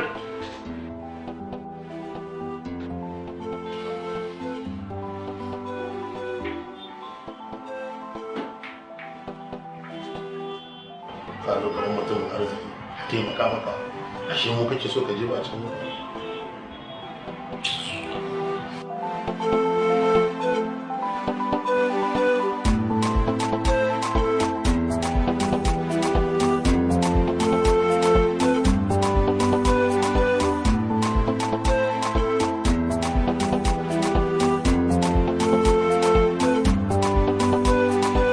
An jawa gashi nan.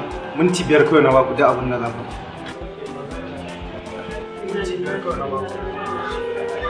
Abbas kai ne ka zama haka? Duk abin da ya same ni laifi ne. Na ɗauka zan iya kyautata wa kowa ba tare da na samu matsala. An san abin haka yake. Yanzu me kake ciki? Kotu za su tura mu. La ilaha illallah. Kuma na san tabbas ƙarshe sai na je gidan yari. Saboda ba ni da kuɗin da zan biya abin da ake tuhumata. A'a Abbas. Insha Allah hakan ba za ta kasance ba. Ina amfani na a tsakaninku. Za mu zauna da ɗan uwanka. Duk yadda za a yi a nemo kuɗin da a mayar musu da kayansu. Ba zan bari hakan ta kasance ba. Allah ya danna rabi za ka tafi kurzun ba. Ya a musu don Allah ka haƙuri ka abu ne a gida. Na yi da dama. Allah ya ka rage ƙara faru. Ka kuma da su. Kuma ka ga za ka koyi da su. Abin da ya sami.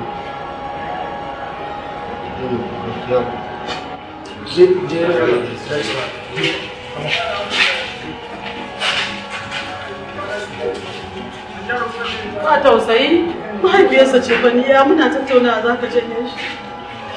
Yanzu ne wani wuce irin masifa ce wani irin tashin hankali ne wani. Yanzu haka za mu tafi mu bar shi. Mu je Kabiru mu je. Mama.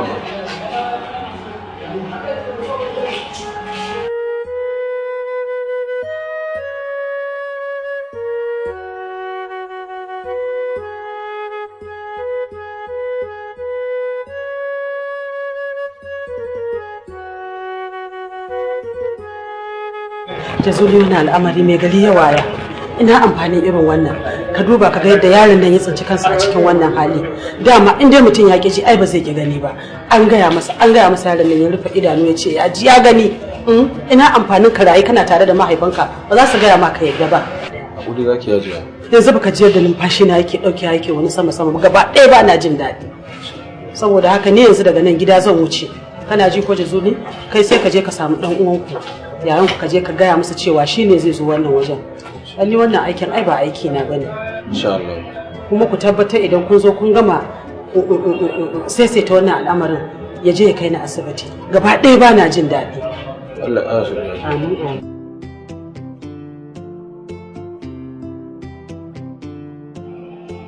Kaji dama na gani lokacin da ya dage akan zai auri yarinyar nan sai da na faɗa na ce kar ya auri yarinyar nan. Yanzu ƙarshen da irin wannan matan masu fara kafa ya je aure. Ka bar da ya tsinci kansa a ciki. Hakuri za ka yi kai kaɗai ka rage wanda za ka yi taimaka yanzu ma da gurin 'yan sanda ne kuma ba ta jin daɗi sai ta ce ni ba da zan yi ya baki kokari na amma gaskiya irin wannan mutum ya faɗa magana ana injin zancen sa. Anti Maryam, ina jin ki. A halin da ake ciki yanzu, kamfani sun tura an kama Abbas. Yana hannun police. Shikenan, kin ga ta faru ta ƙare wa an yi wa mai dani ɗaya sata. Me kike nufi? Shikenan, kin ga zama ya ƙare tsakanin ki da shi. Allah ya haɗa kowa da rabansa. Ban gane ba. Abin da nake nufi shine aurenki da Abbas ya riga ya zo ƙarshe. Dama shi aure kin san rai ne da shi. Don haka naku ya cimma lokaci. Aunty Maryam, ta yaya kike tunanin zan iya rabuwa da Abbas a halin da yake ciki yanzu? Ba kya tunanin idan na yi hakan duniya tsine min za ta yi? Ai gara duniya ta tsine miki da ki jefa kanki a cikin wahala. Yanzu Abbas kin ga ba zai iya amfana wa kansa komai ba, ballantana ya amfana wa wani. Kin ga shikenan gara kawai ya sauwake miki ki je ki samu wanda zai iya kulawa da ke ki aure shi. Gaskiya Aunty Maryam, Abbas ba zai iya rabuwa da ni cikin sauki yadda kike tunani ba. Ai kotu za mu kai shi ya rabu da ke ko baya so. Kin ga tashi mu je ki hara da kayan ki bar masa gidan. Domin zaman ki a wannan gidan ba shi da amfani. Mu je ki ƙara gaba. Allah ko? Ƙwarai kuwa. Ai yanzu abin da za a yi duk wani abu da kika sani irin gwal ɗinki da atamfofinki sufofin nan ki tashi mu shiga ciki ki je ki tattare shi duk akwashi a bakar ba za mu bar masa komai ba sai yan komatsai kayansa da ya rage. Tashi mu je da Allah tashi mu je a tattare su gaba ki ɗaya a ki zauna kina wani Abbas ɗin ne. Allah ta mu je.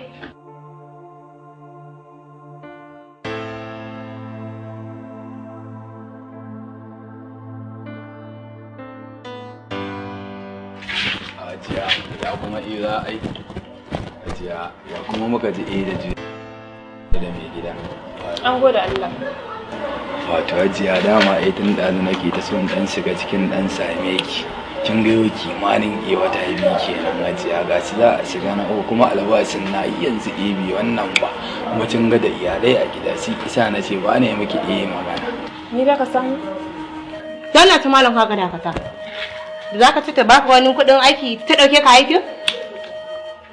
Ka bari wanda ya dauke ka aikin ya biya ka mana. Kaga ita ma tafiya za ta yi. Kai ma dan haka ka tattara kayanka ka tafi. Ajiya yanzu idan aka ce wannan wurin ajiya to ina rani. Da mai gida an sawa tun ana rayuwa ne. Kaga dakata. Kaga sai ka je ka nemi aiki a wajen mutanen da ba su san zafin kuɗi ba. Kaga mu mun riga mun gama ba ma buƙatar mai gadi. Ke ka aiki lalle dole ka. Allah yabba na iya. Kai antin nawa? Ki Allah ita din tuguwa ta ce.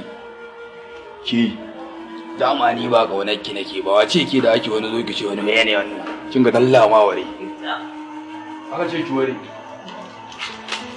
Allah ya shirye ka. A da gargaɗi dama ni ba kaunar ki nake ba. Na ganin ki kin zubin munafukai. Na da gargaɗi ki munafuka ni tun da kike zuwa dama ni ba kaunar ki nake ba wannan. Shi ta ce ki ta buga ina jin ki bana buɗewa munafuka ba ki da komai kin ga yarinya da ne. Ta zo ta nazge ta. Kai ka gani fa in ba da gargaje ta ba ma ni ne wallahi.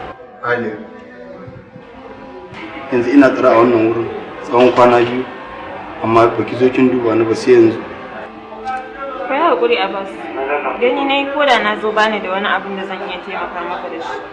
Shi yasa na ga zuwan nawa bai da amfani. Yana da amfani Aliya. Wallahi yana da amfani. Domin lokaci ne da nake buƙatar ki a kusa da ni.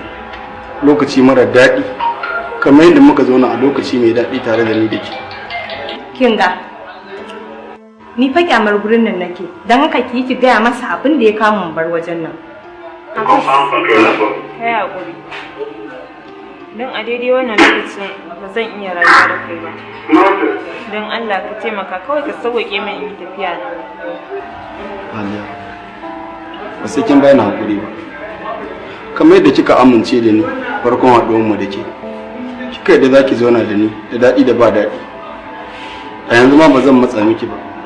Idan har kika zaɓi cewa rabuwa mu da ke shine abin da zuciyarki ta fi so. Zan sake ki. Aliya na sake ki. Amma ina so ki sa a ranki cewa idan duniya ta samu labarin soyayyar mu wallahi duk duniya babu wanda zai da cewa akwai ta soyayya a doron duniya ne. Can babu shi. Aliya, kuma ina so bai kamata ki haɗa rayuwa da wannan mara mutuncin yar uwar taki ba. Kai? Ni ma tun lokacin da naga ta manne miki wallahi na tabbata wata rana sai ta lalata miki rayuwa. Ni ce mara mutuncin? Kina da mutuncin ne? Kina da mutuncin ne? Dakata Abbas, ka daina zagar min yar uwa kana ce mata bata da mutunci. Bata da wani alaka da sakin da kai min, ni ce nan ne ra'ayin kaina. Allah sarki. Aliya, yau a karo na farko kin mun ƙarya. Na tabbata wannan ba Aliya ta bace. Wannan ba Aliya da na zauna da ita a matsayin mata ta bace. Ina so na gaya miki wani abu. Wallahi duk daren dadewa. Wata rana za ki nadama abin da kika yi a gare ni. Kai da Allah wannan sunya ta isa haka. Ke ce ni a soyayya yanda kike ina nan.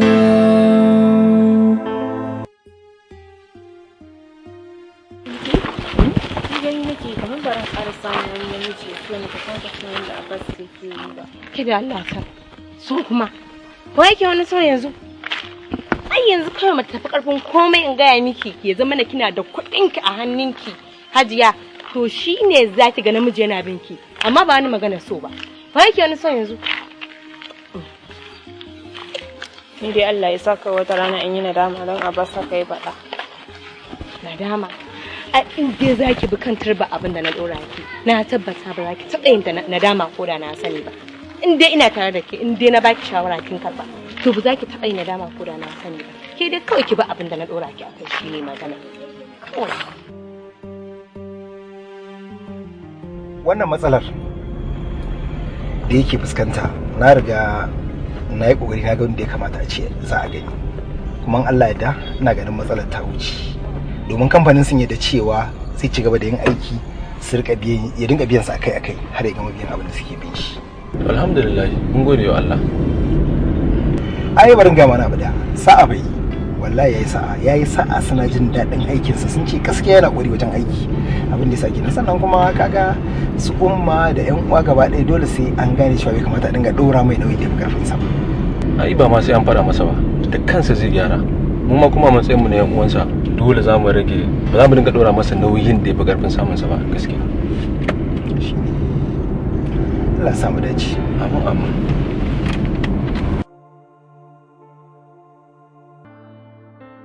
alhamdulillah sai mu ƙara yi wa Allah godiya Abbas ba abin da za mu ce da Allah sai godiya da ya kubutar da kai daga cikin wannan halin saboda haka wannan ya zama ishara a gare ka ka gane ko nan gaba sai ka kiyaye ka san irin mutanen da za ka hurɗin rayuwarka da su yanzu Hajiya ba gashi ba yarinyar da yake nuna ya fi santa ya fifita ta akan kowa ita ta fara watsa masa ƙasa ido ai ka kyale ta kawai ai duniya ce ta kuma ga ruwa jima ta je duk abin da ta yi kanta ta yi wa sai ta saurari abin da zai biyo bayan ta a gaba to gaskiya Hajiya ya kamata in ƙara samun sabuwar abokiyar zama saboda ba zai yi zauna haka ba da zuli kenan kai yaro ne kuma kai baka san me na gani ba ko kuma in ce baka ji me na ji ba. Aure zan yi aure dole amma gaskiya umma ba yanzu ba saboda ni wallahi gaba ɗaya matan ma fa tsoron su nake ji. Dan sai dan gani ko duk wacce na dauko ma za ta dinga min irin abin da Ali ya ce min. Wallahi tsoron su nake ji. Waye gaya maka bar na gabas take? Ai ana nuna maka kana a'a. Ana ce maka ga annabi kana rinsa ido. Yanzu ka gane gaskiya ko? To saboda haka aure shine cika da kamala da mutuntaka ta ɗa namiji. Idan ɗa namiji bai aure ba ko zai haura shekara 30 in ya kai 40 sai dai a ce mai tuzuru. Amma yanzu fatin da kayi aure sunan ka gauro saboda haka ba zai ka ci gaba da zama a matsayin gauro ba. Dole ne a nemo mai hankali mai nutsuwa ba waccan irin waccan da muka yi ta fama da ita ba. Ana baka kana kin karba. Ka kwantar da hankalinka ka tsaya tsayawar daka ka nutsu ba kowa ne ya zama duba a zama hali ɗaya ba. Ko cikin ku ɗaya da mutum zaka ga halinsa daban naka daban. Ba zai a ce duk mata halinsu ɗaya ba. Saboda haka masu hankali nutsatsu suna dan a gefe guda a zaune. Yawwa dole ne a yi aure. Hajji ai ga yarinyar na makociyar mu. Ai tana san shi. Kai. Wace ce? Yarinyar na Ummi. Alhamdulillah. Kai. Yarinya ku mai hankali. Ai baka san wani abu ba. Zama lafiya lau. In gaya maka saboda tun da aka faɗa na ji abin yayi min. Ai dama wancan tun da aka faɗa bai yi ba kaga koyi da al'amari ya kasance. Yawwa alhamdulillah. To ya za a je a same ta. Insha Allah za a yi amma wani kin san addu'a ki ta yi tasiri ba. Allah da ba da haka ba da sun garkame ni. Allah ya kiyaye gaba. Amin.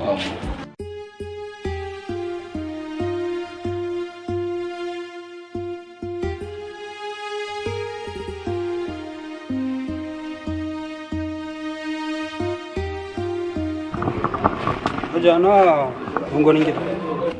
Wannan 50 wannan 20 wannan kuma kullum 20 ne wanne kake so? Kowanne ma amma ni da mai gidan nake son hada gaskiya. Ban gane hadda mai gida ba me kake nufi? Gane mu kika ne ke ba wayayya bace. Kaga malam idan da ka sayi gida ka saya in ba da ka saya ba kuma ka ban waje. Amma ina ganin ki wayayya kuma ki ce san in ba ki gaskiya ni ban san gidan.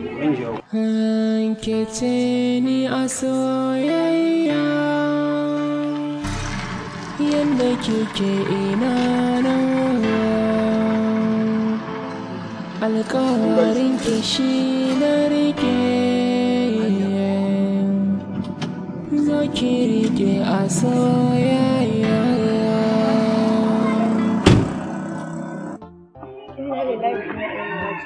Abbas dama kana nan ba kai ka prison ba?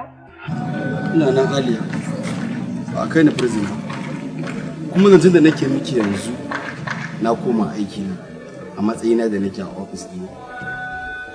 Ina da lafiya. Wannan ai motar ka ce. Dama ya kalli ne sai da aka yi settling aka dawo da komai daidai ya daman da kayata. Rayuwa ke. A dama na gaya miki za ka yi da na san abin da ke aikata kuma ga shi ranar ta zo.